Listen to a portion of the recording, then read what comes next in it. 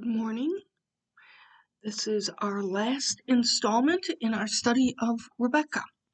So we are to begin on page 326 with an interesting paragraph, and then I have some notes for you about it. Page 326. It's been revealed that Rebecca is at the bottom of the boat in the sea, and she's thinking to herself, the eye speaker, ashes to ashes, dust to dust. It seemed to me that Rebecca had no reality anymore. She had crumbled away when they had found her on the cabin floor. It was not Rebecca who was lying in that coffin in the crypt. It was dust, only dust. So we know that the eye speaker is much relieved to find out that Rebecca is dead and that Max never loved her. But we do have to remember that this whole book is from her perspective. So a couple of interesting notes.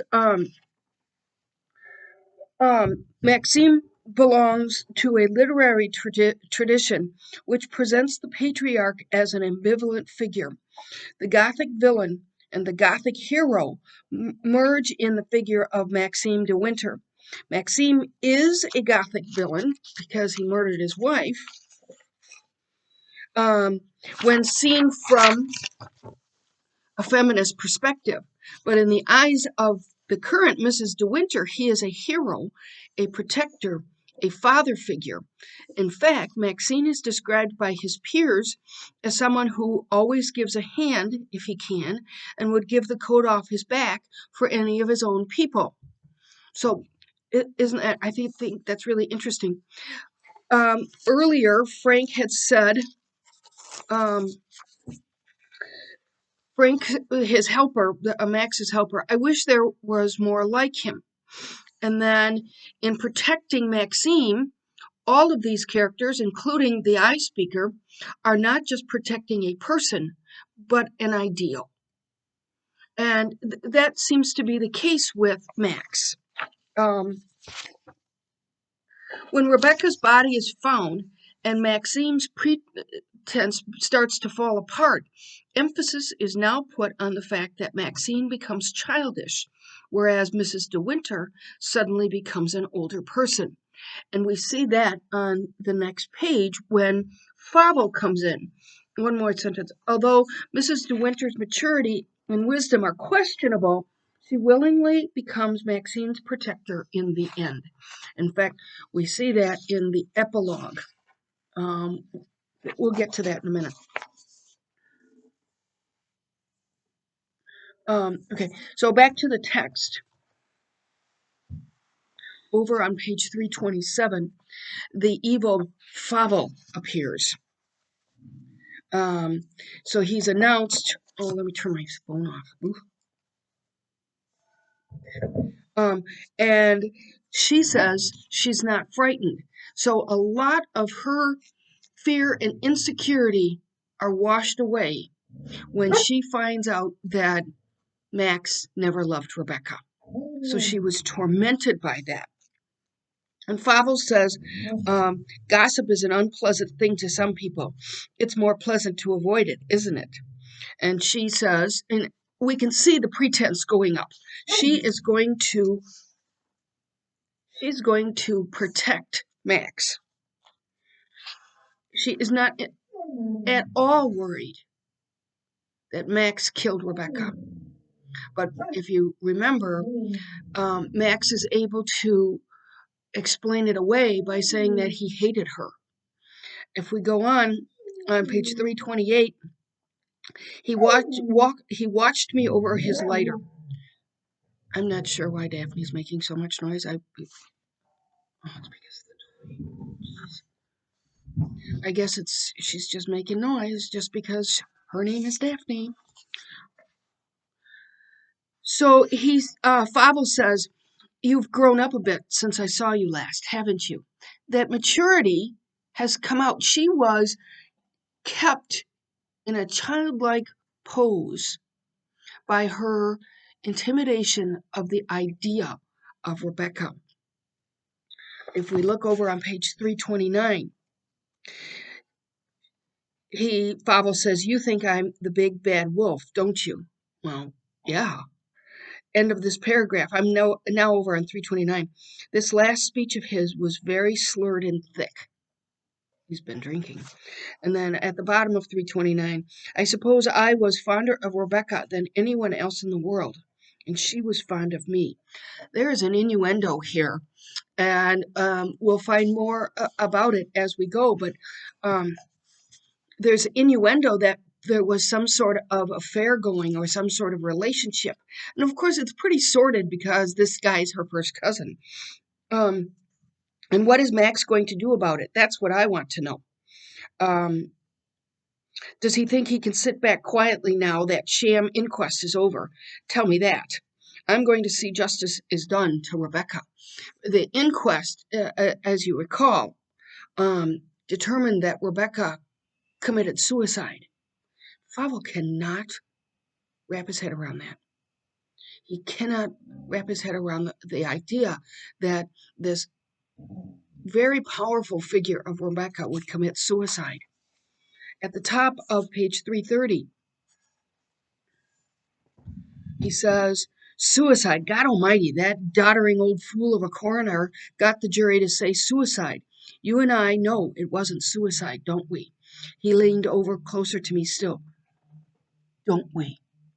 What a bad guy. So he closes the door and he says, "You don't want Frith to hear what I'm going to say, do you?" There has been this whole relationship between the Winters and the staff where they don't have a conversation that is forthright in front of the help.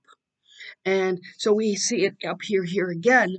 As always, there is some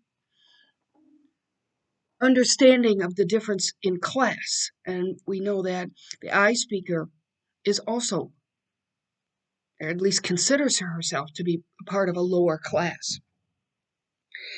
Fable goes on at the bottom of page 330. "I can make things damned unpleasant for you if I choose. Not only unpleasant, but shall I say dangerous." That sounds like a threat to me, doesn't it? At the top of page 331, "You all know about Rebecca and me. We were lovers." Dang, there it is. A few lines later, "That's the sort of death Rebecca would choose. She'd go out and live like she lived, fighting." He just can't believe that this was a suicide. Um, so he's got this note, and it says something about it's in italics at the bottom of page 331. "I tried to ring you from the flat, but could get no answer. I'm going down to Manders right away. I shall be at the cottage this evening, and if you get this in time, will you get the car and follow me? I'll spend the night at the cottage and leave the door open for you. I've got something to tell you. I want to see you as soon as possible. Rebecca." So it's this that causes Favo to disbelieve that the coroner's determination that this is a suicide. Over on page 332, at about a quarter of the way up from the bottom. "Now, if I had a settlement of 2 or 3 thousand a year for life, I could jog along quite comfortably, and I'd never trouble you again. I swear before God I would not." Oh, wow, I'm sure you believe him. I sure as heck didn't. But he's extorting from them. And uh, at the top of page 333, "I saw Maxine go very white." Over and over and over, Du Maurier reveals something about a character's inner thoughts by his or her look. We see facial expressions are really prominent. "I saw his face go really white, and a little pulse began to show on his forehead. 'Don't you interfere with this, Frank,' he said. 'This is my affair entirely. I'm not going to give way to blackmail.'" So then what we are going to see is that Mrs. De Winter is going to act as a buffer for Max. At the bottom of page 3:33. He came back again into the room. Julian is coming right away. He crossed over, threw open the window. It was still raining very hard. Another recurring element is how the weather reflects the interior of the characters. And of course, it's raining very hard right now. So the weather's really bad. The situation is really bad. But Maxine somehow is able to keep calling Fable's bluffs. Okay, I'll call Julian. We figure, perhaps, that because of who Max is, the keeper of Manderley, that he has some of these officials. At least he's friendly with them. We look on the next page. The rain continues. Next, the quarter of the way down, 3:34. There was no sound but the steady falling rain. It fell without a break, steady, straight, and monotonous. Don't forget, even early on in the novel, when the eye speaker goes to the little cottage, she didn't even know that that was Rebecca's, but there was the steady beating of the rain on the roof. Halfway down the page, it was raining too hard to hear the car. The sound of the rain covered all other sounds, as if the sound of the situation was covering everything else. Towards the bottom, a good thing the rain has come, he said. It's been hanging about too long. I hope you're feeling better. Well, Mrs. De Winter is, the eye speaker. So he says, Fable says, at the top of page 335, the reason why I'm here is that I'm not satisfied with the verdict given at the inquest this afternoon. By now, I was starting to feel anxiety because I was so immersed in the book, and I kind of forgot how this unfolded.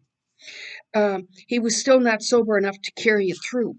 The drinking, at least on Fable, is not attractive. And it just makes him all the more sinister.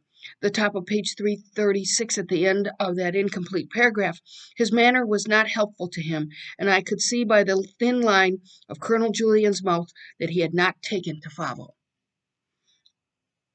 He's just not he represents something sinister. Down at the bottom of this page, in the second last paragraph, Rebecca never opened those seacocks, nor split the holes in the planking. Rebecca never committed suicide. You've asked for my opinion, and by God you shall have it. Rebecca was murdered. Yikes. And we now know that Max killed her and put those holes in the bottom of the boat and opened the valves. He couldn't even wait, could he, until the year was out before marrying the first girl he set eyes on. That's not very nice. And right in front of Mrs. De Winter. And Fable began to laugh, the laugh of a drunkard, high-pitched, forced, and foolish, and all the while twisting Rebecca's note between his fingers. So that note is going to keep appearing. If we look in chapter 24, over on page 338, Frank says it's blackmail, pure and simple. And towards the bottom of 338, second last paragraph, you think you can get the better of me, don't you? You think I've got no case to bring to a court in law. I'll get my proof for you all night. I'll tell you De Winter killed Rebecca because of me. He knew I was her lover. He was jealous, madly jealous. I don't know about you, but that statement suggested to me that Fable is not a reliable speaker because we know that Max was not jealous of Fable. He didn't like him, but he wasn't jealous of him because Max didn't love Rebecca. So look over on 339. Again, facial expression reveals quite a bit. And something that's very interesting in Du Maurier is the level of detail she brings to a situation. So if you're in a conversation with somebody and you see someone gives someone else a second glance, you will notice this. And Du Maurier puts this in here for us. Colonel Julian shrugged his shoulders. I saw Frank glance inquiringly at Maxime. Maxime did not say anything. He was watching Favel. I suddenly knew what Favel meant. I knew who he was talking about, and in a flash of fear and horror, I knew that he was right. There had been a witness that night. Little sentences came back to me, words I had not understood, phrases I believed to be fragments of a poor idiot's mind. She's down there, isn't she? Ben saw. And remember that characters like this often are the truth speakers. And Rebecca, I mean, the eye speaker didn't understand everything that Ben was telling her. Ben knew. Ben had seen. Ben, with his queer, crazed brain, had been a witness all the time. At the end of the next paragraph, the fellow's cracked. He would never have come forward on his own, but I could make him talk if he did see anything that night, and there's a bloody big chance he did. Yikes.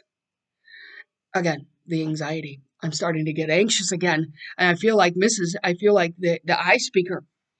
And well, we're pretty sure that this guy is bad enough. Favo is bad enough that he could do something to I forget the word I'm looking for, to force Ben to say what he saw.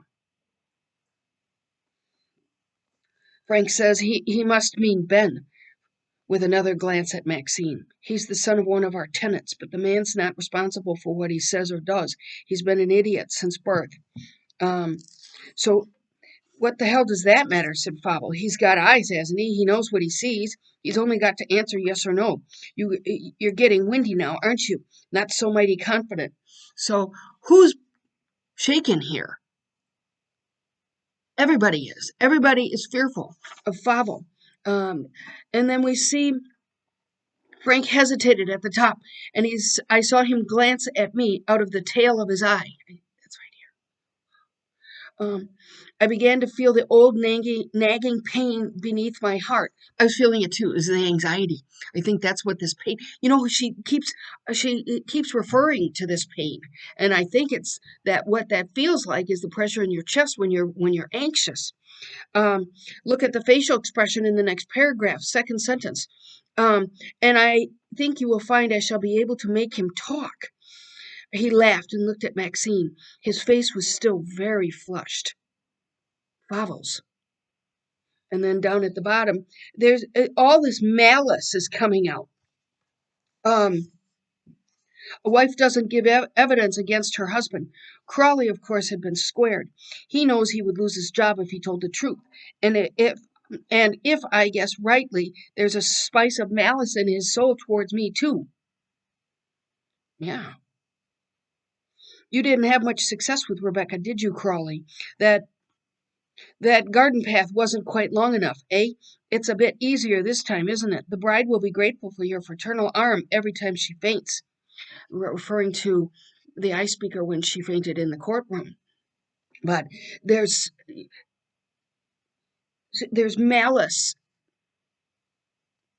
darkness coming from Fable at the bottom of the page. Um, it happened too quickly. Too quick for me to see how Maxime did it, but I saw Fable stagger and fall against the arm of the sofa and onto the floor. Maxime popped him because Fable had gone too far in referring to the missus, the eye speaker,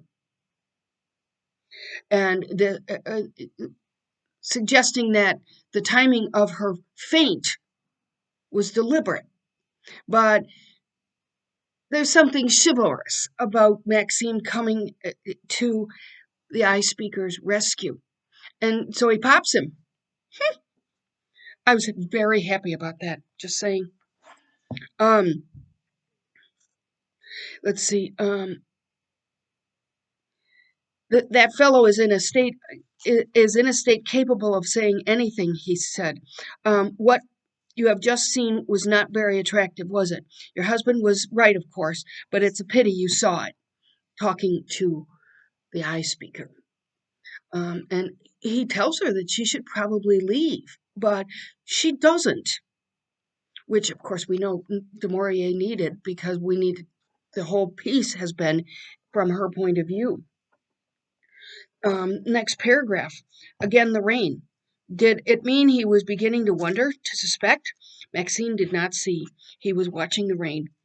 It fell straight and steady as before. The sound filled the room, almost echoing the fact that this whole unknown is pervading the room. Top of the next page, 342. Um, she's talking about oh,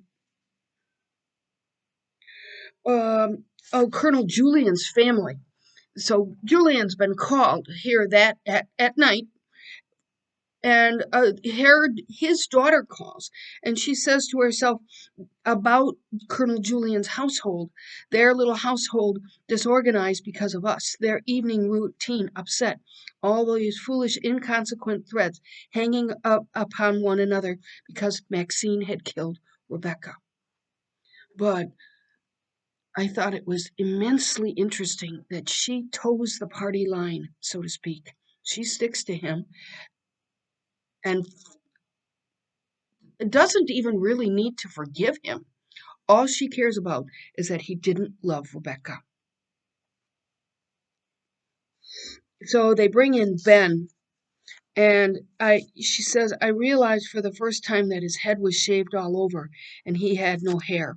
He looked different, dreadful. And I'm not absolutely sure about this, but I think that that is the treatment that it's not even treatment. It's the hair care given to people like Ben at the time. I tried to Google it, and an institutionalized person would have had his head shaved. So in this case, I think that's an echo of that. Um, Ben is not institutionalized, but his head is shaved. So they bring in Ben, and Fable talks to him roughly. He says to him, "Don't be a bloody fool." Oh, Ben says at the bottom of the previous page, 342. This time Ben shook his head. "I never seen him."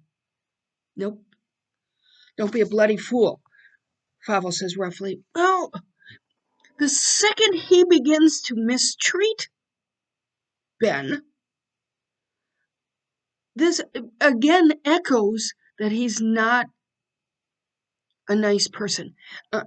And this was something that I noticed and wrote my whole book about, was that people who mistreat disabled characters are necessarily bad people. And Fable just keeps underscoring that for himself. He treats him roughly. "You know you've seen me. You've seen me go to the cottage on the beach, Mrs. De Winter's cottage. You've seen me there, haven't you?" "No," he says. "I never seen no one." So, is he telling the truth? Because generally these characters do. And "You're a damned half-witted liar," says Fable. "Are you going to stand there and say you never saw me last year walk through those woods with Mrs. De Winter and go into the cottage? Didn't we catch you once peering at us from the window?" "Eh?" says Ben. "A convincing witness," says Colonel Julian sarcastically. A few lines later, Ben shook his head. "I never seen it," he said, and then he took hold of Frank's arm. "Has he come here to take me to the asylum?" That's the crumb. Someone has threatened him. Rebecca and Fable probably have threatened him with the asylum if he says anything. So he keeps his mouth shut. Next page. 344. Towards about a third of the way from the bottom. The fellow appeared to be scared stiff. He was shaking like a leaf. I was watching him. He's never been ill-treated, has he? So when Favo ill treats him, he starts to quiver and shake. Um, he's been frightened at some time, says Colonel Julian. He was showing the whites of his eyes, just like a dog does when you're going to whip him. So, because my daughter is a veterinarian, I know this concept here. It's called whale eyes. And when a dog is frightened, it opens its eyes wide and you see more of the white of the dog's eye. That's what he's talking about. So they attribute this factor to Ben, which is probably not. We certainly wouldn't say something like that about a disabled character now, but at the time, he's showing, or Du Maurier is showing us that he's truly frightened. And then, let's see, on page 345, Frank came back into the room, packed Ben off to bed, said Favo, given him his supper and told him he's a good boy. This time it won't be so easy for the trade unions. That is an indication from Favo that he knows that Julian and the coroner and anybody else involved is probably siding with De Winter, and they're closing ranks, the trade unions. And of course, it's sarcastic because Favo knows that not going to he's not going to get anywhere with this. So Mrs. begins biting her nails, always an indication that she's nervous. On the top of the page, here comes Mrs. Danvers, the other sinister prong. Her voice was that old, dead, mechanical one I had heard so often. So Fable, we know that Fable knows Mrs. Danvers. He calls her by a familiar Danny. We also saw him appear on the day that Max had gone to London. So he has a very familiar habit with her. Rebecca and I had lived together off and on for years, hadn't we? She was in love with me, wasn't she? To my surprise, Mrs. Danvers considered him a moment without speaking. And then she said, she was not. She was not in love with you. And then she explains that. She was not in love with you or with Mrs. De Winter, Mr. De Winter. She was not in love with anyone. She despised all men. She was above all that. Boy, that gives you a little insight into Rebecca, doesn't it? Um, Next paragraph. Well, said Mrs. Danvers with sudden passion, and what if she did? She had a right to amuse herself, didn't she? Love making was a game with her, only a game. She told me so. She did it because it made her laugh. It made her laugh, I tell you. She laughed at you like she did all the rest. She's got a couple lovers. I've known her to come back and sit upstairs on her bed and rock with laughter at the lot of you. And then in the next paragraph, we see Maxime go white. He didn't realize all of this, or maybe it just sickened him. At the top of page 347, we still hear the rain. The weather is still permeating the room, as is this secret that can't be revealed. There were just 2 seconds in the room, the falling rain and Mrs. Danvers crying. 2 sounds, 2 sounds. Towards the bottom of page 347, how far do I have to get? Don't want to run out of time. Then she shook her head. It's no use, she said. I don't know what she meant. If there's something important she had to tell Mr. Jack, she would have told me first. So, whatever it was in that note, why didn't she tell Mrs. Danvers? Because we are led to believe that Mrs. Danvers knows everything from Rebecca. Down at the bottom of 348. This time it was I who got up and went towards the window. It seemed to me that it was no longer raining quite so hard. The fury was spent. The fury was spent. So the whole mood in the room is beginning to dissipate.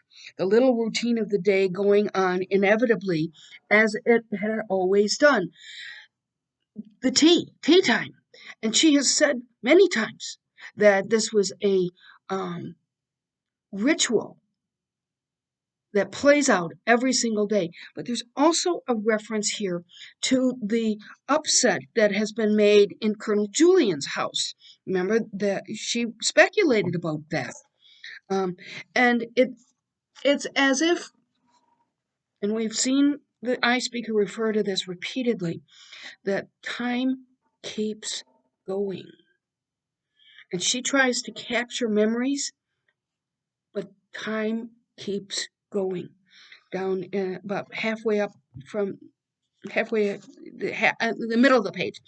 It seemed to me that there was something about that particular moment, while he looked at the page of the diary and we stood waiting, that frightened me more than anything that had happened that evening.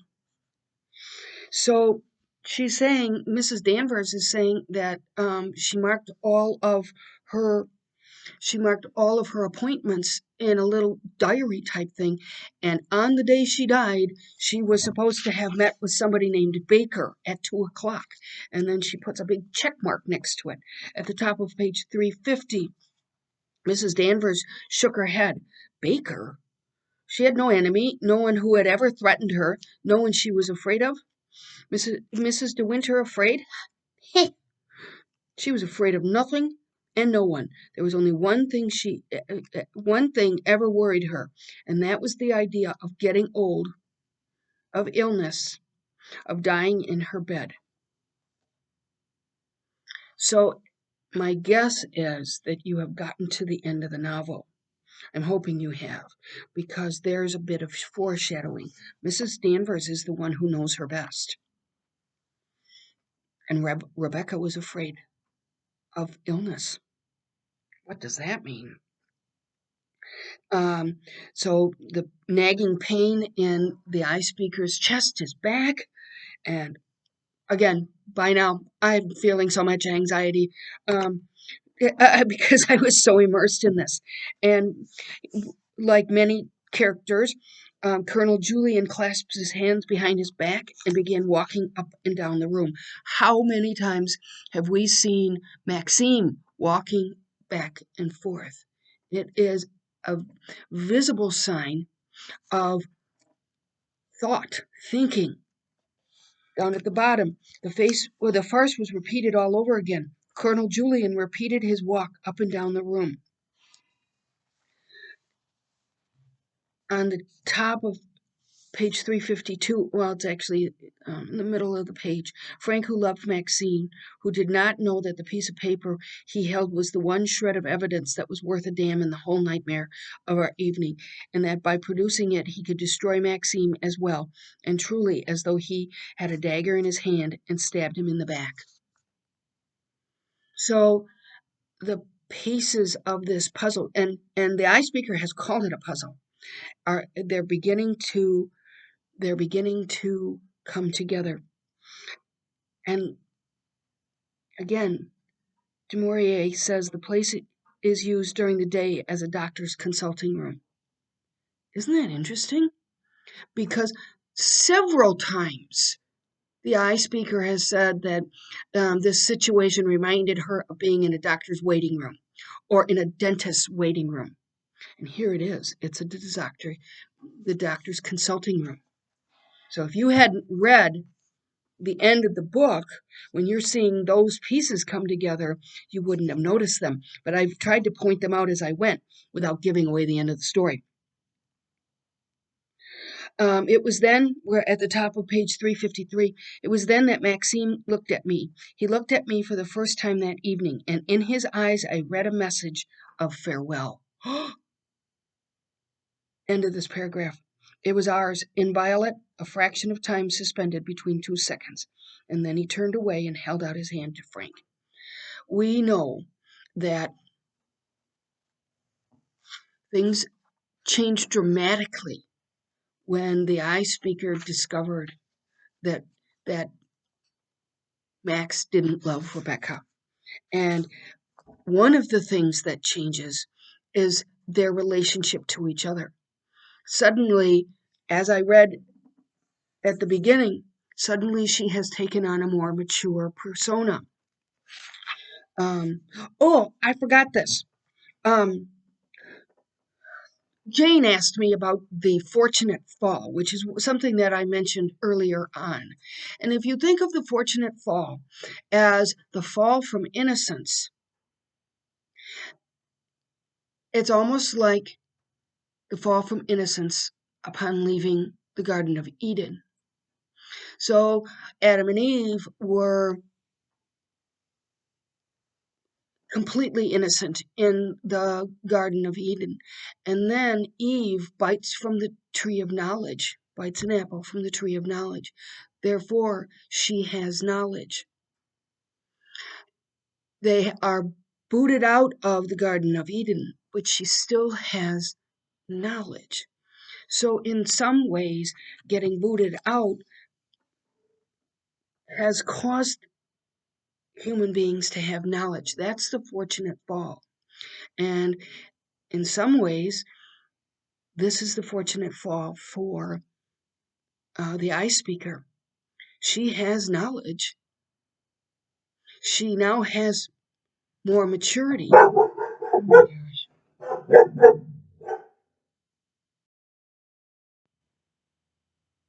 Sorry. It's that hideous man who comes to the front door. Daphne thinks that hideous UPS man or FedEx or whomever is coming to take me away. So she barks at them ferociously. And they didn't even come to the door, it's the people next door. So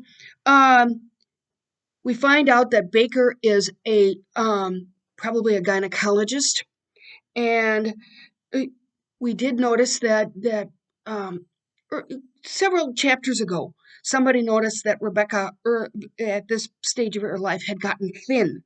The bottom of page 354. Colonel Julian has surmised she was going to tell Favo the result of that interview with Dr. Baker. The truth screamed in their faces, and they did not see it, she says down at the bottom of page 354. They all stood there staring at one another, and they did not understand. I dared not look at them. I dared not move lest I betray my knowledge. Don't forget that when she has knowledge, um, sometimes the eye speaker surmises incorrectly. So we always have to figure, is this the right conclusion? I dared not move lest I betray my knowledge. Maxime said nothing. He had gone back to the window and was looking out into the garden that was hushed and dark and still. The rain had ceased at last, but the spots fell from the dripping leaves and from the gutter above the window. What does she think? She thinks that Rebecca is expecting a baby. So the colonel makes a reference to Baker's refusal or potential refusal to reveal what was the conclusion of that interview, that appointment. In the middle of page 355, Mrs. Danvers had not known about Fable's accusation. At last, she was beginning to understand. I could tell from the expression on her face. Always the faces. There was doubt written on it, then wonder and hatred mixed, and then conviction. Once again, those lean, long hands of hers clutched convulsively at her dress. Suddenly, Mrs. Danvers draws the same conclusion. And from it, hatred. The harm is done. The harm is done. She can't hurt us anymore. That's what the eye speaker is saying. And yet this has not completely unfolded. At the bottom of page 355, if only Mrs. Danvers would take her eyes away from Maxime. Frank now. He was watching her, puzzled and anxious. There's looks going between them. And Mrs. Danvers, she's sinister, so she's been staring at him. Top of page 356. I believe then that some faint idea of the truth began to force itself upon his consciousness, for he went very white and put the paper down on the table. People are always going white. Did you notice that? Next couple paragraphs. Fable looked at Maxime and then at Colonel Julien. The expression on his face was ugly, calculating, and there was something of triumph, too, in his light blue eyes. Yes, he said slowly, yes, I suppose so. But for safety's sake, do you mind if I come with you, too? Um, so they're going to go and visit the doctor and find out if the doctor can reveal what was the reason for the appointment. Mrs. Danvers on the next page is clutching her dress. And then, let's see. Uh, he's just going on. Oh, and he's threatening with gossip. Fable thinks that he has fathered a child, and that is why Rebecca was killed. Because Fable is convinced that Maxime killed Rebecca. But now he is surmising the wrong answer. Wait till the press gets a hold of this. He talks about the yellow press, the gossipy press. Those are the kinds of magazines that you sit and read while you are waiting in line at the grocery store. You just read all the headlines. It's all baloney anyway. At the top of page 358. So Maxime and I were alone, and he went on standing by the window. That window appears quite a bit. Remember that frequently when people are gazing out the window, they're looking for something. And between the two of them, they are looking for at least something to salvage the situation. Um, she says, yes, we must go on being together. That is a change in their relationship. Yes, tonight we want to be together. And that wasn't there before that. She was so immature. She was such a girl. And now she's relieved of this burden of Rebecca. Towards the bottom of page 358, again, the change. I held him and comforted him as though he were Jasper, as though Jasper had hurt himself in some way and had come to me to take his pain away. She never held him. I mean, she tried to cling to him, but she was not the one that provided the comfort. In the middle of page 359, I had seen him do things as a ritual every evening I had spent at Manderley, but tonight there seemed to take on a special significance, as though the memory of them would last forever, and I should say long after, in some other time. I remember this moment.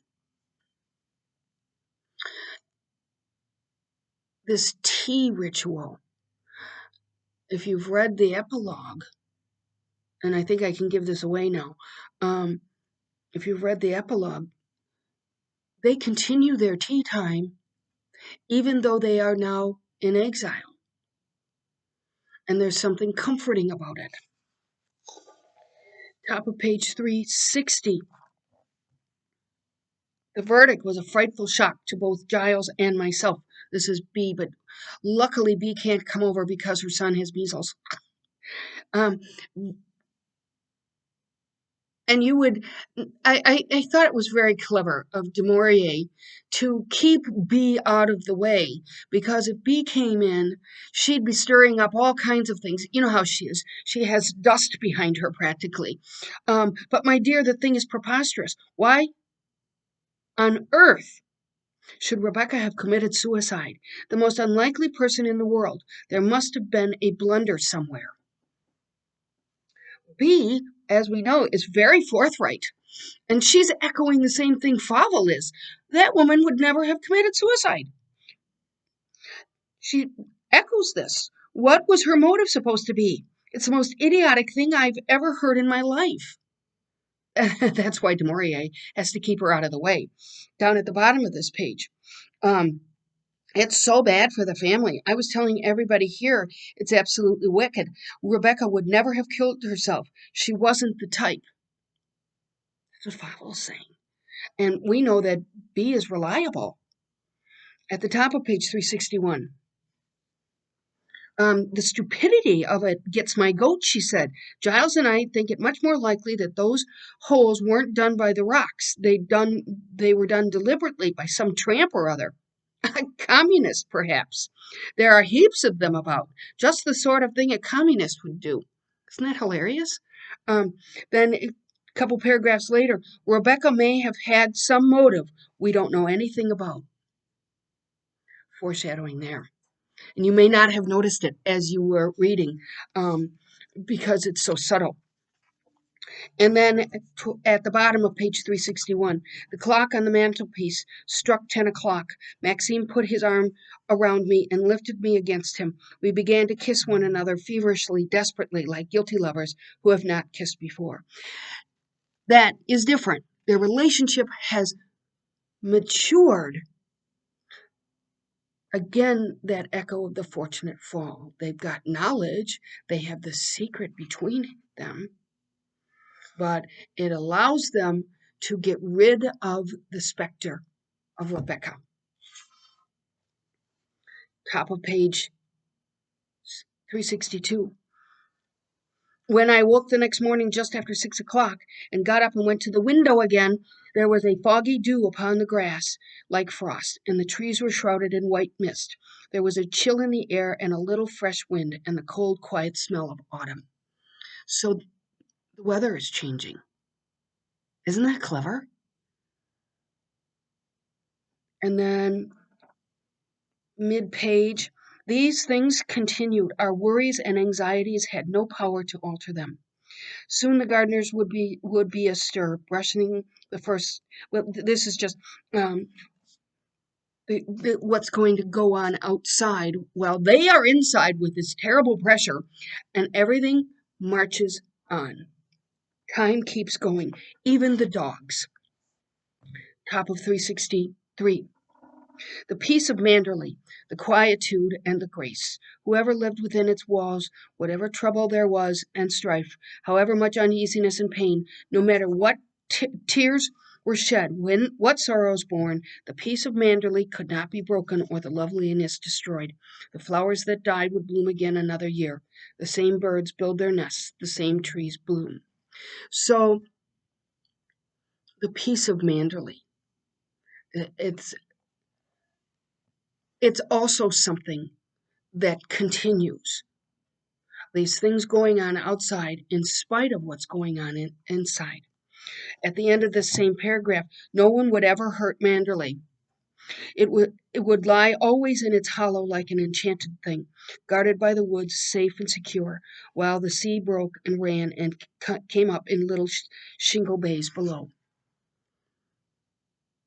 So you can't ever say never. No one would ever hurt Manderley. And so if you know what happens, a little foreshadowing there.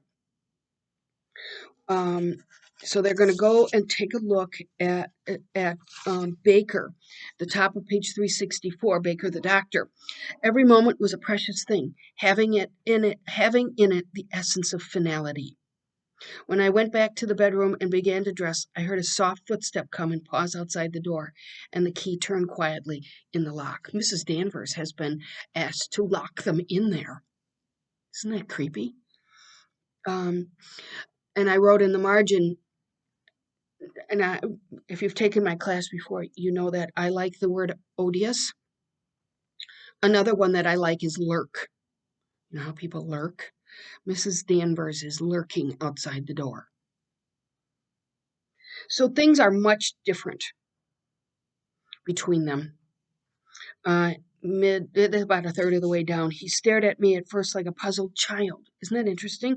He has now taken on that role. That was her role. And then he held out his arms. We drank our tea.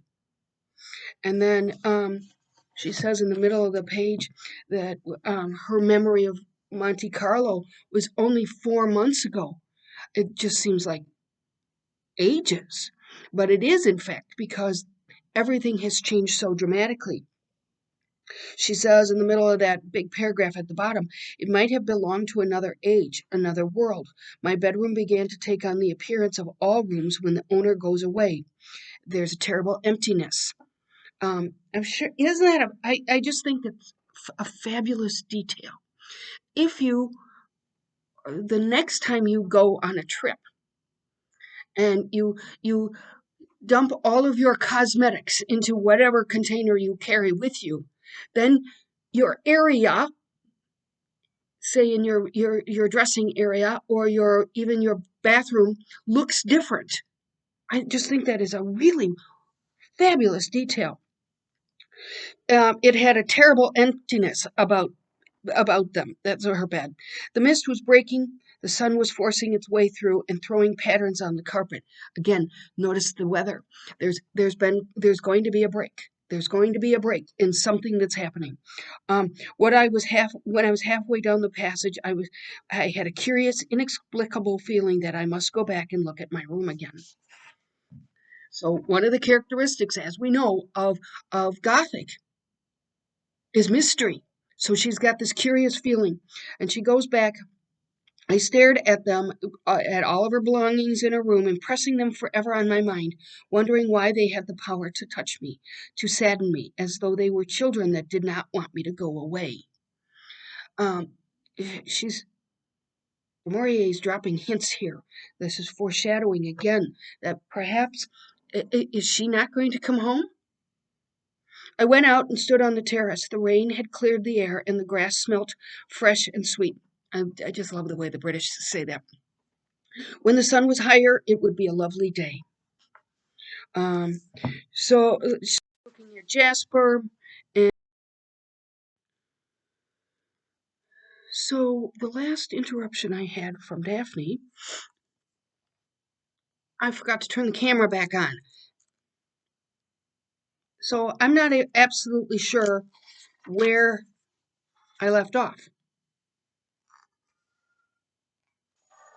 Um, I think I may have left off just as we have a conversation with Dr. Baker, who reveals on page 373. I'm just going to jump in. Um, on page 373 that Rebecca, had a cancer. The pain was slight as yet, but the growth was deep rooted. And in 3 or 4 months' time, she would have been under morphia. An operation would have been no earthly use at all. I told her that. The thing had got too firm a hold. There is nothing anyone can do in a case like that except give morphia and wait. We already know from Mrs. Danvers that the one thing Rebecca feared was illness. And so here we have illness, but it's also going to be only curable or only containable, shall we say, with morphine, which of course will knock her out. The bottom of the pain. No, the pain would increase week by week. And as I told you, in 4 or 5 months' time, she would have had to be kept under morphia. 2 times he says it. I remember, which meant she could never have a child. Oh, that there was a malformation in her uterus. I remember, which meant that she could never have a child. And that was quite apart. It had nothing to do with the disease. So she's barren. And we've seen barren characters before. And it suggests an emptiness. It's generally, it has a negative connotation. Well, of course she's barren. That just totally fits. Um, he says on the next page, 374, it never entered my head for a moment that Mrs. De Winter and Mrs. Danvers could be the same person. I don't know if I recorded this or not, but it's an important point because it says to us that Rebecca was trying to keep this to herself. That's important. If she's trying to keep it to herself, why? Why not tell anybody? We'll find out. In the next chapter, Favo looked gray, rather shaken. I noticed his hands were trembling as he held the match. He just can't even believe it. His voice was diffident, careless, but his face was still gray. Always the coloring in your face. This cancer business, does anyone know if it's contagious? I put an exclamation point in the margin. He's thinking about himself. Cancer. Oh my God. He just can't even wrap his head around this. Give me a minute, muttered Favo. I'll be all right. You don't understand. This thing has been a damned unholy shock to me. and he's contemptuous. You've got nothing to worry about anymore. Max is on a good wicket now, isn't he? You've got your motive, and Baker will supply it in black and white whenever you send the word. You can dine at Manderley once a week on the strength of it and feel proud of yourself. No doubt Max will ask you to be godfather of his first child. You can practically hear him spitting those words at him, at all of them. He still doesn't believe the cancer thing. I may as well warn you now, as I shall not be seeing you again, that as a magistrate I have certain powers that will prove effective if you ever turn up at Kereth. In other words, don't come back. And surely don't try to not bribe them, extort money from them. Yes, it's been a stroke of luck for you, Max, hasn't it? He said slowly. You think you've won, don't you? The law can get you yet, and so can I, in a different way. And then, very dreadful. They're talking about this cancer. Very dreadful. Enough to send a young and lovely woman right off of her head. Next paragraph. Of course, some people have a morbid dread of it. They're trying to explain this to themselves. They totally believe it, though. They believe that the cancer frightened Rebecca enough that she probably committed suicide. Or she did. They believe this. The next page. Julian tells the Winters, you need a break. You probably want to go abroad. And I think that's an interesting echo because remember when we had heard early on that as the two of them got further away from their trip to Italy, their honeymoon, they seemed to get more depressed, more thin, more just not just more off kilter. And that at the top of 379. This is the eye speaker saying the sensation was one of almost unbearable relief. It was like the bursting of an abscess. Kind of a gross analogy, but it fits. Maxime did not speak. I felt his hand cover mine. Nothing could touch us anymore. We had come through our crisis. And I noted both of those because remember that their relationship has changed. He is reaching to her. And then we go to the top of the next page. Maxime, they'd stopped. And Maxime finished his drink. His eyes looked large and they were ringed with shadows. They seemed very dark against the pallor of his face. How many times have we seen a face? So Maxime said so slowly, he knew. Of course he knew. If he did, I said, he will never say anything. Never, never. No, he won't. And it's like the reference that Favel had to the trade unions. They were in cahoots because they respected Maxime and because Favel had made such a jerk of himself. We sat silent and peaceful in our dark corner. I believe, said Maxime, this is very interesting, that Rebecca lied to me on purpose, the last supreme bluff. She wanted me to kill her. She foresaw the whole thing. That's why she laughed. That's why she stood there and laughing when she died. So it's death. She figured that Max was going to shoot her because he was so enraged over her various affairs, and she did, in fact, suggest that she was expecting. I did not say anything, says the eye speaker. I went on drinking my brandy and soda. It was all over. It was all settled. It did not matter any more. There was no need for Maxime to look white and troubled. But why does he? It was her last practical joke, said Maxime, the best of them, the best of all. And I'm not sure she hasn't won, even now. So, what's he thinking? So she's saying, and he's revealed And he's talking in this little restaurant about having killed her. And he thinks she had a motive for getting him to shoot her. And then the eye speaker says, it was pleasant and comfortable sitting there, and nothing mattered very much. What an interesting contrast.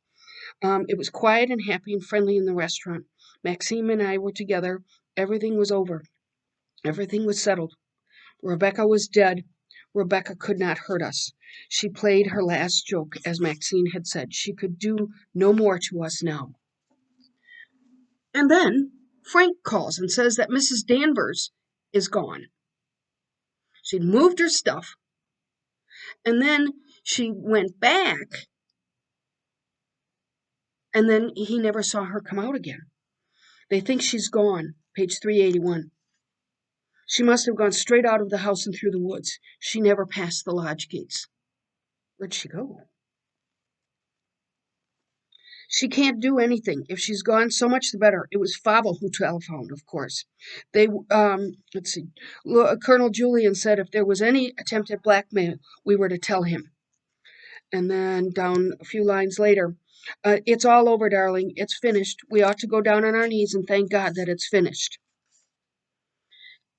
She said that a couple of times, which tells us maybe it's not so finished.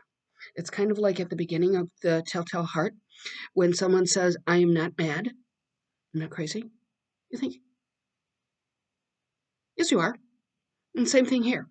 There's little tidbits here to indicate that maybe this is not over. At the bottom of page 381. I felt better and stronger. It was I now who was taking care of him. Notice the reversal in roles. He was tired and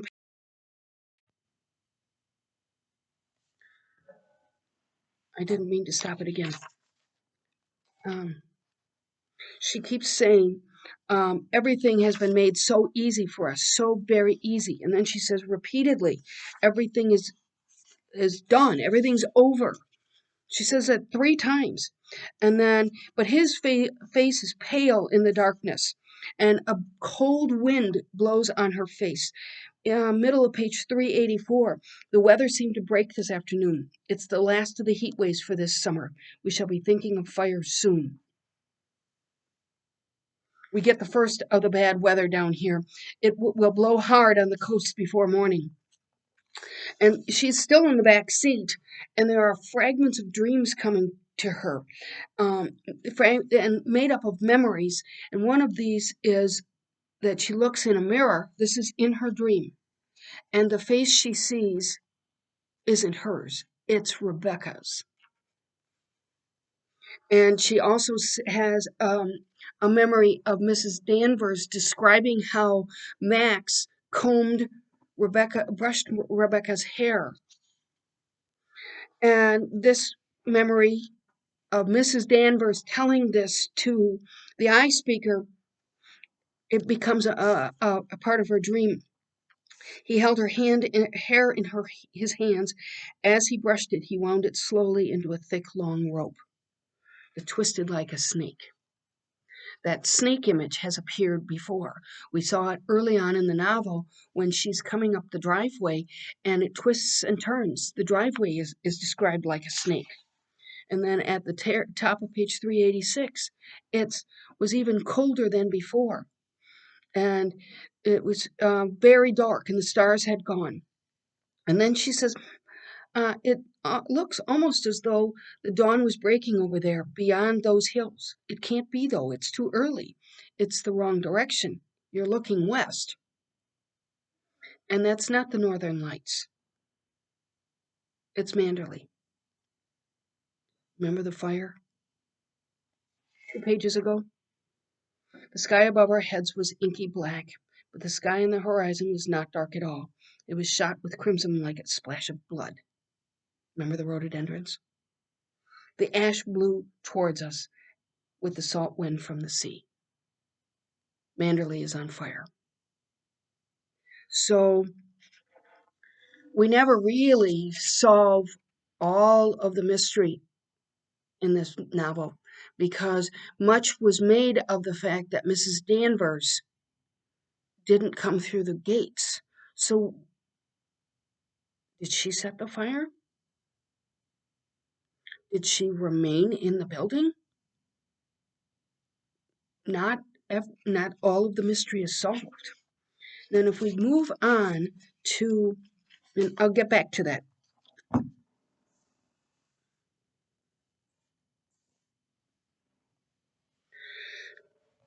Oh, I might as well just tell you this now. Um, if you still don't feel like you know the truth, then things are exactly as they should be. Part of the fun of this book is trying to sort the truth from the lies, knowing full well that none of our witnesses are very reliable.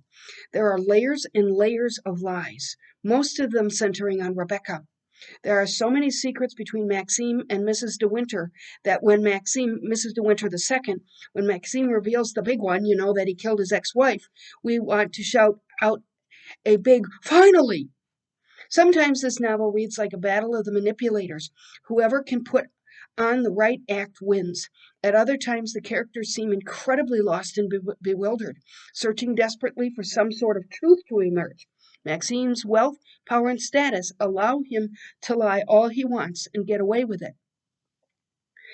And Mrs. Danvers is also a deceitful character because she says that Rebecca was not in love with Max. She knew this. And then she's creating this web of lies that oppresses the eye speaker. So we don't really know what happens absolutely because we have a bunch of unreliable narrators. So we move to the epilogue. We covered the introductory piece. What are they? The House of Secrets, where that was about Menabelli, and which was du Maurier's homestead. So she begins the epilogue, the eye speaker. If you travel south, you will come upon us in the end, staying in one of those innumerable little hotels that cling like limpets to the Mediterranean shore. She's speaking to us now directly. She calls us you. And the whole piece, this whole epilogue, is about the routine that they bring to themselves after they have left the area of Manderley, sorry. And if you see the film, they have taken up exile in Cairo, but that is not said here. The only inkling we get to their location is there's a reference to cactus bushes and olive groves, stony vineyards, and dusty bougainvillea. Well, we don't grow olives in Wisconsin for a reason, and the British don't grow olives in England either because their weather isn't conducive, so they've gone south, and maybe they're in Italy. If you look at the top of page 402, the second complete paragraph. During your brief visit, you notice that we live very much by routine. We keep to ourselves. I am reading to him. It takes us a bit to figure out what has happened here, but Manderley has burned. You came upon us unawares, and for the first time you noticed that there is an indefinable air of sadness about us, a sort of aftermath of tragedy. So they've lost Manderley. And we know that Maxime sacrificed everything for Manderley. He didn't care if Rebecca cheated on him. He didn't care. They had a deal. You keep up this place, and I'll let you do as you please. So they have this tragedy. Our plans are rather indefinite, and leaving it at that. Over on page 403, right in the middle of the page, are they really in quest of the sun, or is their existence a way of escape from something or someone? These perpetual wanderers. Next paragraph. We shall never live in England again. That much is certain. The past would be too close to us. Those things we are trying to forget and put behind us would stir again that sense of fear, of furtive unrest, struggling at length to master unreasoning panic, now mercifully stilled, thank God, might in some manner unforeseen become a living companion as it did before. Their memories. They can't go back to England because the memories are too strong, the tragedy too powerful. In this piece, Du Maurier calls Max Henry. That's because Henry was Maxime's name in the first round of the writing of the novel, and it stayed that way in this piece. Henry at least knows something of the peace of God, which, poor darling, he never possessed before.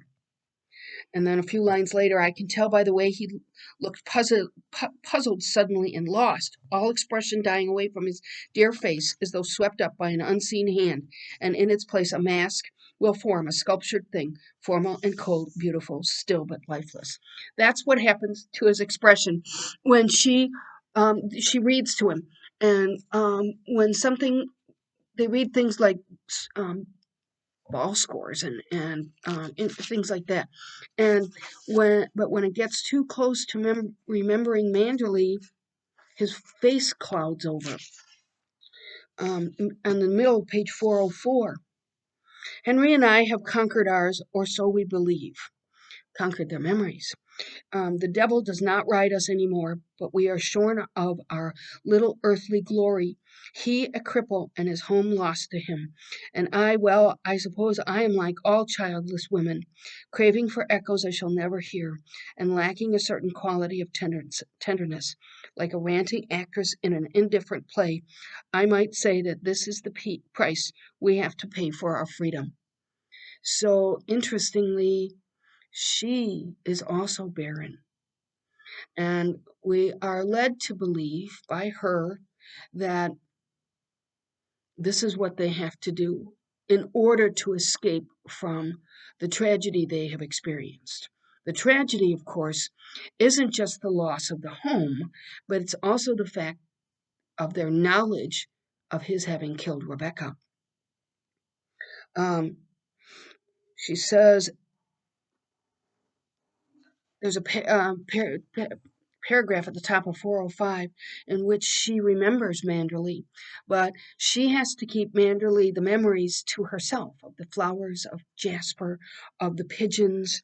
Um, she says, 405, it was the gray look on Henry's face that made me stop abruptly and turn the pages until I found an article on cricket, very practical and dull.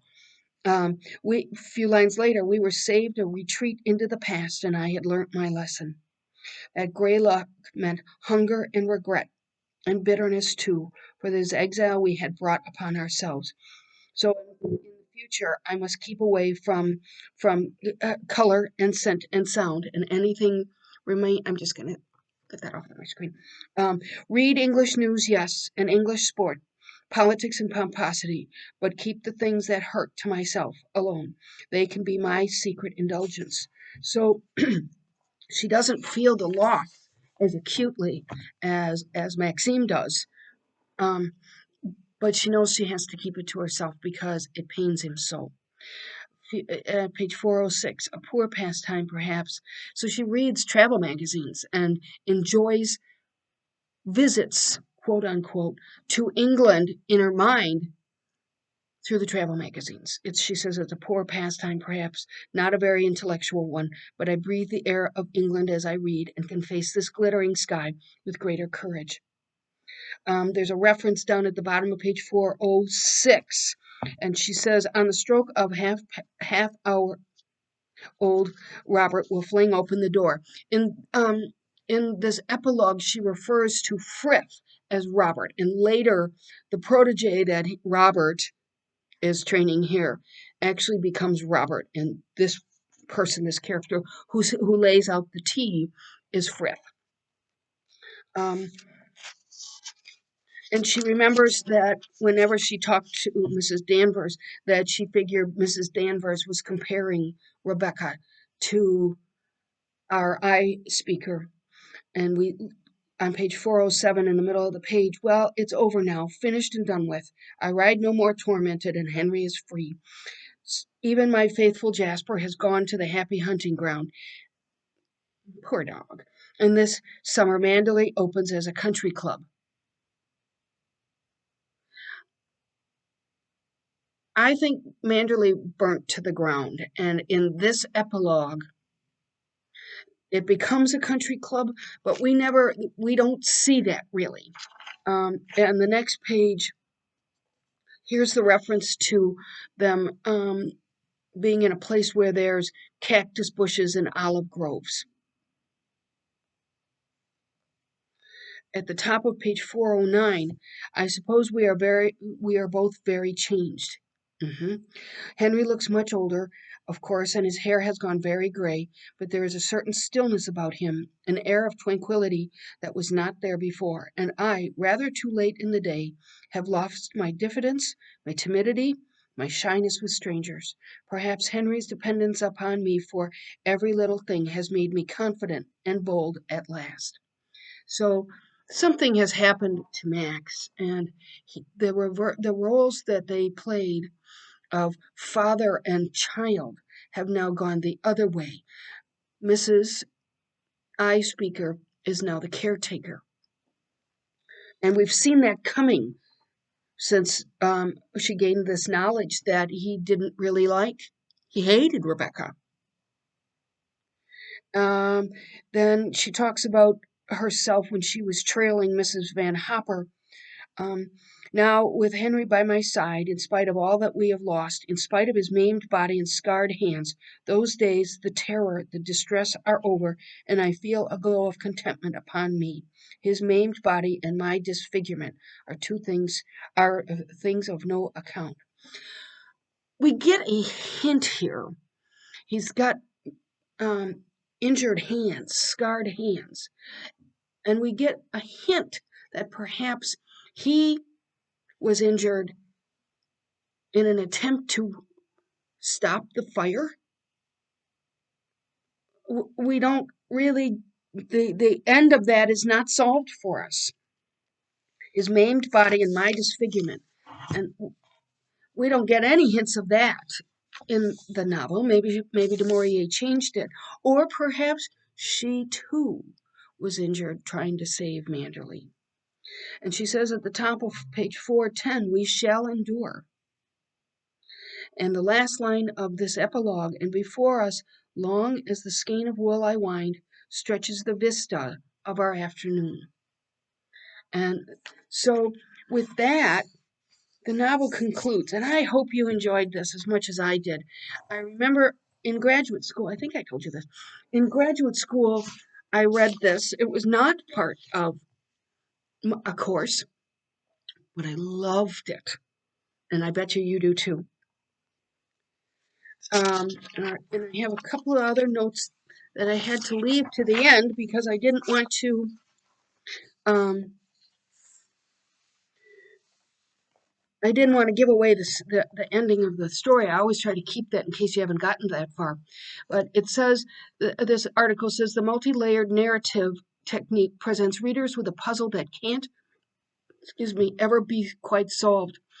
At the end of Rebecca, we know the many details of Rebecca's murder and the subsequent cover up, but we still aren't at all sure what kind of person Rebecca was or what really happened between her and Maxine. Okay, and so we go, I have a few other points to make. From the very beginning, the hastiness, the coldness, and the condescension in the gentleman's marriage proposal raise the question of whether it is a marriage for love, as the narrator would have us believe, or just a convenient arrangement for a widower who needs an angel, quote unquote, for his home. On the other hand, the fact that the narrator's name is not revealed and that she is always referred to as Mrs. De Winter suggests that she is no one but Mr. De Winter's wife, a young woman who is desperate for the validation provided by a man's love, a woman seeking an authoritarian father surrogate, a pursuit that involves both self-effacement and abnegation. And that's exactly what it does. Um, let's see. In Rebecca, one of the problematic issues that the narrator has to endure, once married to Maxime, is her own ambivalent attitude towards knowledge and maturity, for which she feels both attraction and disgust. Knowledge and maturity. She doesn't want to be mature. She wants to be patted on the head. She doesn't want the knowledge of who was Rebecca really. All she has are the snippets provided to her by Mrs. Danvers, and she doesn't get much from Max at all. On the one hand, the second Mrs. De Winter feels that life in Manderley demands that she is mature and experienced enough to manage the big house. Yet she forgoes everything to Mrs. Danvers. All her attempts to behave as a mature woman appear unnatural and are continuously frowned upon or mocked by her husband, who wants to keep her away from what he refers to as not the right sort of knowledge. And that takes me back to that point about the fortunate fall.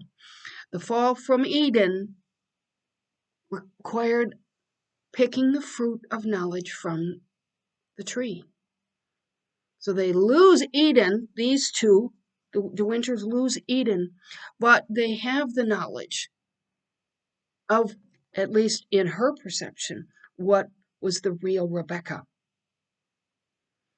And she accepts that perception because that's what she wants. She wants the relationship with Max to work. Thus, the husband's paternalistic attitude, treating her like a child and insisting that it's a pity you have to grow up, thwarts his young wife's passage from immaturity to maturity. As a consequence of her husband's authority, as well as her own inexperience and self-consciousness, the I speaker is alienated, not only from the upper-class world that Manderley represents, but also from the world of adult femininity of which she remains ignorant. It is this sense of alienation, together with her frustrated attempts to fit in, that make her both hate and identify with Maxime's dead wife, Rebecca, whose ghostly presence represents the beauty, the intelligence, and the knowledge that the I speaker would like to possess. So we follow our I speaker on this journey to maturity, and we see her in this epilogue describing herself not in gorgeous clothing. She's still wearing a cotton frock with a sweater that's hanging down in the back. Have you ever seen anybody wear sweaters like that? Of course we have. Knitted sweaters that get all out of shape, but they're still comfy, so we wear them anyway. Of course, that's what she's wearing. But her maturity now, post Manderley, post Rebecca, doesn't make her self-conscious of this. She can just maintain her own presence and be mature, but in exile. They can't go back to the memories of Manderley. They are too painful. And it isn't just the beauty of the place, it's the specter of Rebecca. So that's what I have for you. I have all these little notes to myself. I'm pretty sure that I'm done with our novel. I do hope you have enjoyed this. I really enjoyed it. I was busily sitting there trying to get to the finish quick because I couldn't remember the ending of it. So until we meet again, which will probably be in fall, and yeah, probably somewhere in there. I don't know. I'll figure it out with Jane. If you have points or comments, please feel free to let me know. I wore uh, this sweatshirt for you particularly because see, doesn't that look like Teddy? I don't know if you've ever met Teddy. He's one of the little guys in the they're in their crates because they make so much noise. So I will stop here, and I hope you've enjoyed this, and I will see you next time. Have a great spring and summer, and I will see you at the next class.